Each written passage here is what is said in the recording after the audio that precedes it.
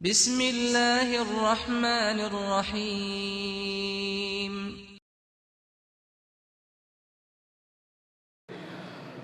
إن الحمد لله نحمده ونستعينه ونستغفره ونعوذ بالله من شرور أنفسنا وسيئات أعمالنا. من يهد الله فلا مضل له ومن يضلل فلا هادي له. أشهد أن لا إله إلا الله وحده لا شريك له وأشهد أن محمدا عبده ورسوله لا نبي بعده. اللهم صل وسلم على نبينا محمد وعلى آله وصحبه ومن تبع هداه بإحسان إلى يوم الدين. ثم أما بعد. يا أيها الذين آمنوا اتقوا الله حق تقاته ولا تموتن إلا وأنتم مسلمون. يا أيها الناس اتقوا ربكم الذي خلقكم من نفس واحدة وخلق منها زوجها وبث منهما رجالا كثيرا ونساء واتقوا الله الذي تساءلون به والأرحام إن الله كان عليكم رقيبا. يا أيها الذين آمنوا اتقوا الله وقولوا قولا سديدا يصلح لكم أعمالكم ويغفر لكم ذنوبكم ومن يطع الله ورسوله فقد فاز فوزا عظيما. Bapak-bapak, saudara-saudara seiman jamaah Jumat rahimakumullah. Tidak putus-putusnya kita memuji Allah Subhanahu wa taala yang telah menciptakan kita dari ketiadaan, kemudian menghidupkan kita, lalu kembali akan mematikan kita nanti, kemudian menghidupkan kita kembali untuk dihisab dan dihitung amal kita masing-masing. Dialah Maliki Yaumiddin, penguasa hari pembalasan. Kebaikan akan dibalasnya 10 kali lipat sampai 700 kali lipat sampai lebih dari 700 kali lipat liman yasha, bagi yang Allah Subhanahu wa taala kehendaki. Dan keburukan, kalau Allah berkehendak untuk mengazabnya, maka balasannya hanya satu, sesuai dengan keadilan Allah Subhanahu wa taala. Salawat dan salam kepada Nabi kita Muhammad sallallahu alaihi wasallam yang telah meninggalkan kita di atas jalan yang terang benderang. Andai ada orang yang berjalan di malam hari, maka dia tidak akan kehilangan cahaya, sama dia dengan berjalan di siang hari. Taraktukum ala mahajjatin bayda lailuha kanahariha. Aku tinggalkan kalian di atas jalan yang terang benderang, malam hari sama dengan siang hari. La yazighu anha illa halik. Tak satu pun yang berpaling dari jalan yang aku tinggalkan itu, melainkan dia akan menemui kebinasaan. Semakin hari usia kita semakin berkurang pada hakikatnya, dan kita semakin dekat ke alam kubur dan ke alam akhirat. Hari yang akan kita hadapi adalah hari-hari yang berat, sementara banyak di antara manusia yang melalaikannya. Allah berfirman di surah Al-Insan yang dibaca di setiap solat subuh Jumat, wa yadaruna wara'ahum yawman thaqila. Banyak di antara manusia yang melalaikan apa yang ada di hadapan mereka berupa hari-hari yang sangat berat. Maka kita butuh bekal yang berat, butuh bekal yang sempurna.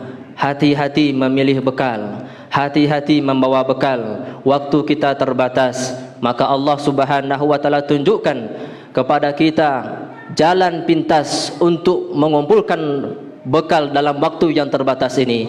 Wa tazawwadu fa inna khairaz zadi taqwa. Maka berbekallah dengan senantiasa meningkatkan rasa takut kepada azab Allah Subhanahu wa taala. Wujudkan rasa takut itu dengan mematuhi perintah-perintah Allah semampunya, karena Allah telah berfirman, fattaqullaha mastata'tum.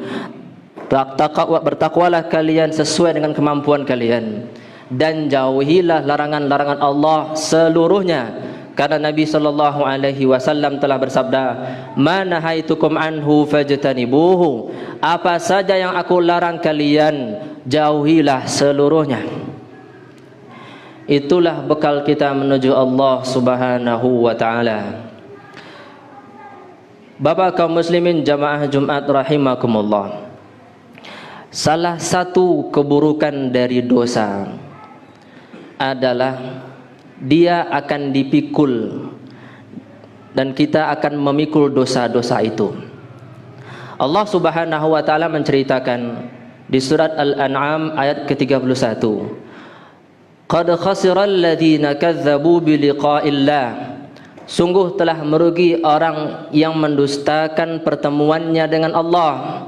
Hatta idza ja'athumus sa'atu baghtatan qalu, sehingga apabila datang kepada mereka hari kiamat secara tiba-tiba, mereka akan berkata, ya hasratana ala ma farratna fiha, duhai celaka kami lantaran kelalaian kami dalam kehidupan dunia untuk mempersiapkan kampung akhirat. Wahum yahmiluna awzarahum ala zuhurihim, dan mereka akan memikul dosa-dosa mereka di atas punggung-punggung mereka. Ala sa'a ma yazirun, ketahuilah sungguh sangat buruk apa yang mereka pikul itu.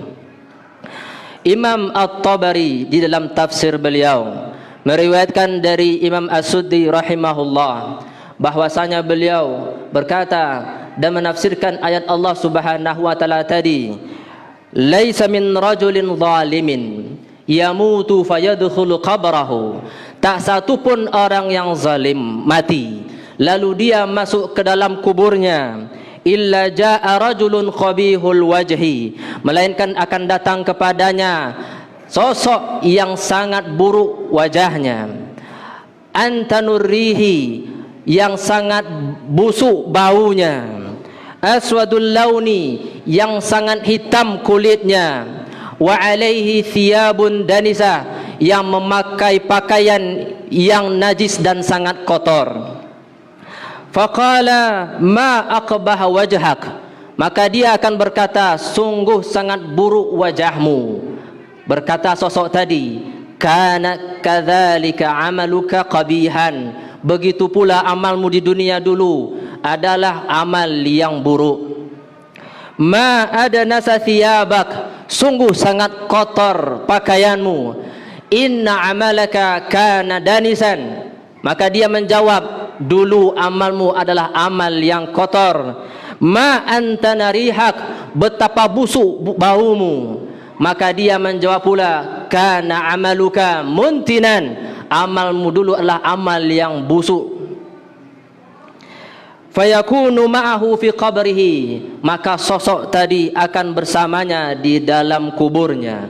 Sosok yang sangat bau, yang sangat buruk rupanya, yang sangat najis pakaiannya, bersama dia selama di alam kuburnya. Fa idza bu'itha yaumal qiyamah, apabila mayat yang zalim tadi dibangkitkan di hari kiamat, maka berkata sosok tadi, inni kuntu ahmiluka fid dunya bil ladzati wasyahawat, aku dulu di atas dunia memikulmu dengan kelezatan dan kesyahwatan, nafsu dan syahwat aku pikul engkau di dunia.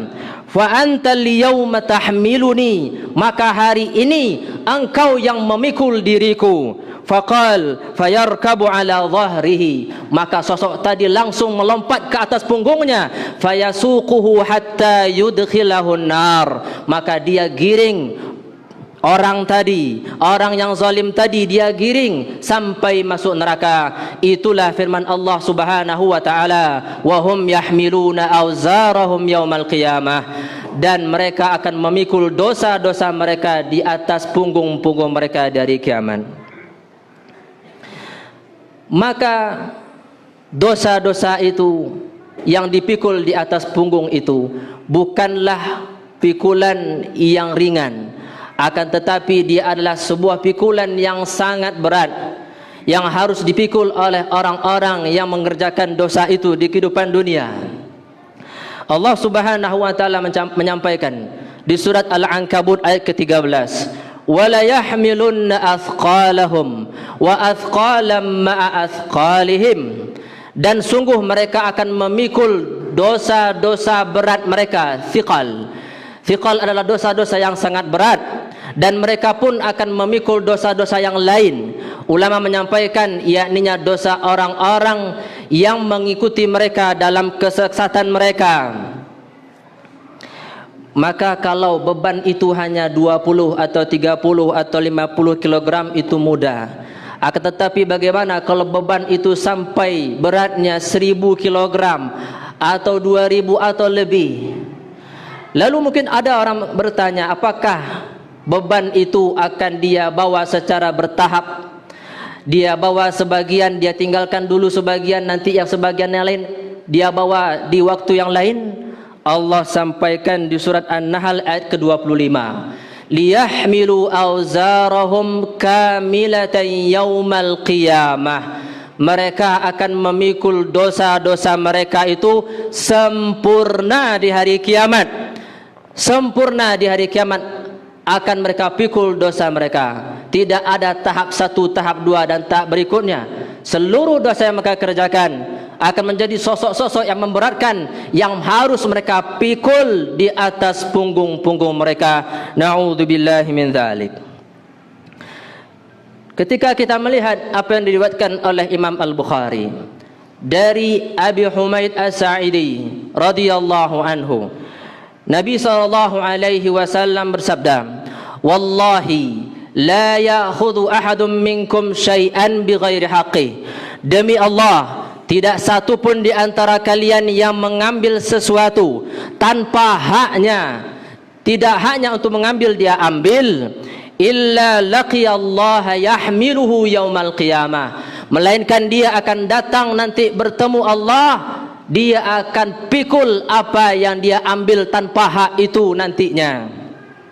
Fala a'rifanna ahadan minkum, aku akan tahu salah seorang di antara kalian ada yang bertemu Allah Subhanahu wa taala, yahmilu ba'iran lahu rugha, ada yang memikul ontanya mengeluarkan suara yang keras.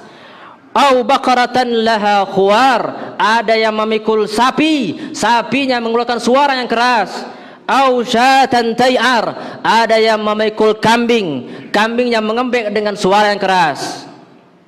Thumma rafa'a yadahu ila sama, lalu Nabi SAW mengangkat tangan beliau tinggi-tinggi ke arah langit, hatta ru'iya bayadu ibtaihi, sampai nampak dan kelihatan oleh para sahabat Nabi putih ketiak beliau.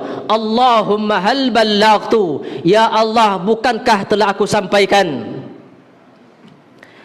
Imam Ahmad meriwayatkan dari Ya'la bin Murrah radhiyallahu anhu, Nabi SAW menyampaikan, man akhadha minal ardi syai'an zulman, siapa yang mengambil tanah dengan zalim, jaa yaumal qiyamah yahmilu turabaha ilal mahsyar, maka kelak dia akan datang nanti di hari kiamat membawa tanahnya ke padang mahsyar. Hadis hasan riwayat Imam Ahmad. Dan Allah Subhanahu wa taala menyampaikan bahwa orang-orang yang berpaling dari peringatan-peringatan Al-Qur'an dan tidak mengindahkan perintah-perintah Allah dan larangan-larangannya, Allah sampaikan dengan tegas di surat Taha ayat ke-100 sampai 101, man a'rada anhu wa man a'rada anhu, siapa yang berpaling darinya, yakninya dari Al-Qur'an, fa innahu yahmilu yaumal qiyamati wizra, maka dia kelak akan memikul dosa di hari kiamat, khalidina fihi, dia kekal di dalamnya. Ulama menyampaikan yu'adzab wa huwa hamilu wizrihi, dia akan diazab di neraka sementara dosanya masih tetap dipikul di atas punggungnya. Wal iyadu billah. Abu Hurairah radhiyallahu anhu meriwayatkan dari Nabi sallallahu alaihi wasallam, la ulfiyanna ahadakum yaumal qiyamah, aku kelak akan bertemu dengan salah seorang di antara kalian di hari kiamat, wa ala raqabatihi farasin lahu hamhamah, sementara di atas lehernya ada kuda yang meringkik dengan kerasnya. Fayaqul ya Rasulullah aghithni, wahai Rasulullah, tolonglah aku. Maka aku akan menjawab, la amliku laka syai'an, aku tidak memiliki apapun untuk menolongmu. Inni qad ablaghtu, aku sudah menyampaikan kepadamu dulu. au ala raqabatihi ba'irun lahu rugha. Ada di antara kalian aku temukan di atas lehernya unta yang besar mengeluarkan suara yang sangat keras. Fayaqulu ya Rasulullah aghithni, wahai Rasulullah tolong aku. Fa aqulu la amliku laka syai'an qad ablaghtuk, maka aku akan katakan kepadanya, aku tidak memiliki apapun untuk menolongmu, aku sudah sampaikan.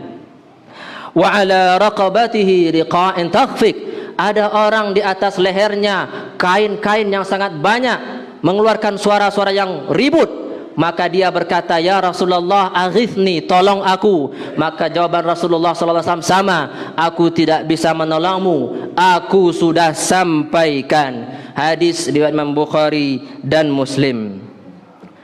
Maka dosa akan menjadi beban yang sangat berat yang akan dipikul dengan sempurna oleh orang-orang yang melakukannya nanti di hari kiamat. Bapak kaum muslimin jamaah Jumat rahimakumullah, Allah Subhanahu wa taala menyampaikan di surat Asy-Syarh atau Al-Insyirah, alam nashrah laka sadrak wa wada'na 'anka wizraka alladhi anqadha dhahrak wa rafa'na laka dhikrak. Bukankah kami telah lapangkan dadamu wahai Muhammad, dan kami letakkan di bawah dosa-dosa yang memberatkan punggungmu, dan kami telah angkat sebutanmu. Di dalam tafsir Ibnul Qayyim disebutkan bahwa Allah Subhanahu wa taala melapangkan dada Rasulullah sallallahu alaihi wasallam selapang-lapangnya, dan Allah meletakkan jauh dari punggung Nabi sallallahu alaihi wasallam dosa-dosa beliau sejauh-jauhnya, serendah-rendahnya, dan Nabi sallallahu alaihi wasallam diangkat sebutan beliau oleh Allah Subhanahu wa taala setinggi-tingginya. Maka bagi orang yang mengikuti Nabi pun ada bagian dari yang tiga ini. Orang yang mengikuti Nabi sallallahu alaihi wasallam, maka dadanya akan lapang dan dosanya akan diletakkan dan disingkirkan oleh Allah, dan sebutannya akan ditinggikan oleh Allah Subhanahu wa taala. Yang paling mengikuti Nabi sallallahu alaihi wasallam, maka dialah yang paling lapang dadanya, yang paling jauh dosanya, yang paling tinggi sebutannya, sampai-sampai saking dia mengikuti Nabi sallallahu alaihi wasallam dalam ilmu beliau, dalam akidah beliau, dalam amal beliau, dalam jihad beliau dan perjuangan dan dakwah beliau, maka dia akan menjadi orang yang paling lapang dadanya dan paling tinggi sebutannya di kalangan manusia. Maka begitu juga sebaliknya, dosa dan sempitnya dada dan rendahnya sebutan itu adalah tiga hal yang saling kait mengait. Ketika seseorang mengerjakan dosa, maka akan sempit dadanya. Nah, ketika dia merasa sempit dadanya, dia akan kembali lagi melakukan dosa. Kenapa orang melakukan dosa kembali? Karena pada hakikatnya dia ingin mencari obat atas kesempitan dadanya. Sebagaimana ada syair jahiliyah, dia minum satu tegukan tua, lalu dia minum tegukan berikutnya untuk obat atas tegukan pertama. Begitulah tertipunya orang-orang yang melakukan dosa. Begitu juga dosa itu akan membuat sebutan seseorang menjadi rendah di kalangan manusia. Dan ketika dia mendengar sebutannya rendah, dia hina di hadapan manusia, maka semakin sempit dadanya. Begitulah keadaan orang yang berpaling dari Allah Subhanahu wa taala dan berpaling dari ketaatan dan mengikuti Rasulullah sallallahu alaihi wasallam akan berkutat terus di antara tiga hal ini. Maka apabila punggung sudah berat dengan dosa-dosa, maka hati ini akan tertahan dari berjalan menuju Allah Subhanahu wa taala. Anggota tubuh yang lain akan berat untuk menjalankan ibadah dan ketaatan kepada Allah Subhanahu wa taala. Maka tiga hal ini, yakninya kesempitan dada, lalu dosa di punggung yang memberatkan, lalu sebutan dan kedudukan yang hina di hadapan manusia adalah sebesar-besar kesulitan. Namun Allah Subhanahu wa taala telah menjanjikan, fa inna ma'al usri yusra, inna ma'al usri yusra.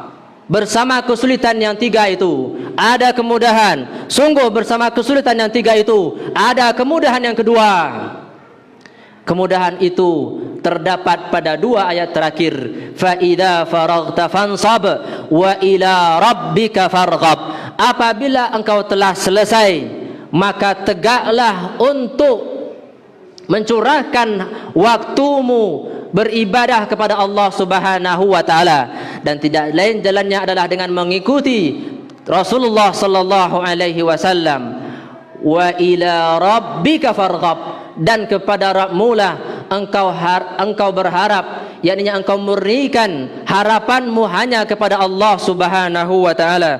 Maka Ibnu Qayyim mengatakan, famata qama bihadzainil aslain, apabila seseorang tegak melaksanakan dua hal ini, yakni memurnikan ketaatannya dengan mengikuti Rasulullah sallallahu alaihi wasallam dan memurnikan harapannya hanya kepada Allah Subhanahu wa taala, hasala lahu syarha sadrihi, dia akan mendapatkan kelapangan dadanya, wa wad'il wizrihi, dia akan diletakkan di bawah dosa-dosanya, wa rufi'a dzikrihi, dan akan diangkat sebutannya setinggi-tingginya. Syukran ya Rabbi, syukran hadaita qalbi, syukran